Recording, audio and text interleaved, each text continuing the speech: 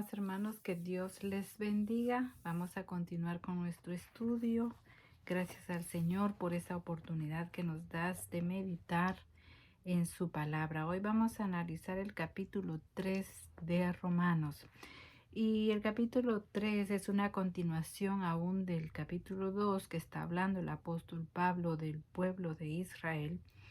Y voy a leerles el último versículo del capítulo 2 que dice de esta manera: sino que es judío el que lo es interiormente, y la circuncisión es la del corazón, por el espíritu, no por la letra, la alabanza del cual no procede de los hombres, sino de Dios. Y luego empieza el capítulo 3 de esta manera: ¿cuál es la ventaja del judío? ¿O cuál es el beneficio de la circuncisión? Así empieza el apóstol Pablo el capítulo 3 y vamos a analizar de los versos 1 al 9. Y el apóstol Pablo dice mucho. Primero porque fue el pueblo elegido por Dios. Fueron los primeros en escuchar la voz de Dios. A ellos les fue confiada la palabra de Dios, la ley. A ellos les fue dada la promesa de un Mesías por medio de la ley.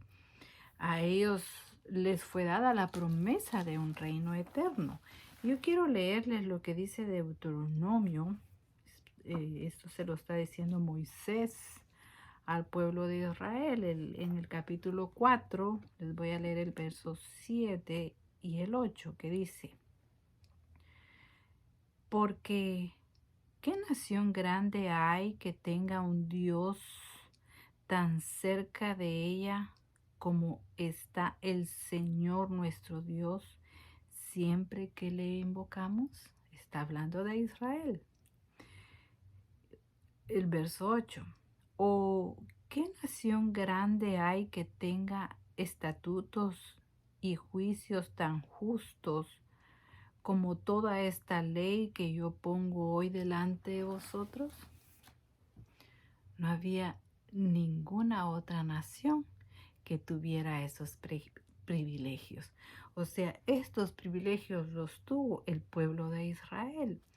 Pero en el pueblo de Israel, a pesar que había sido un pueblo elegido, habían vivido la manifestación de Dios muy de cerca, lo vieron con sus ojos, lo palparon con sus manos, pero a pesar de eso, el pueblo de Israel fue incrédulo. También practicó la injusticia y la mentira. Y lo dice el apóstol Pablo, aquí dice: y si alguno de los judíos fueron incrédulos, su incredulidad de ninguna manera anuló la fidelidad de Dios. Aunque ellos no creyeron, Dios siempre fue fiel a su palabra, a sus promesas, a sus mandamientos, a todo. De ninguna manera eso vino a interferir entre los planes de Dios. Primero porque Dios es la verdad. Dios es verdadero. El hombre es mentiroso o es falso. Por eso, como está escrito, dice: para ser justificado en tus palabras, habla siempre la verdad, y así venzas cuando seas juzgado. Mire qué palabras más sabias son esas.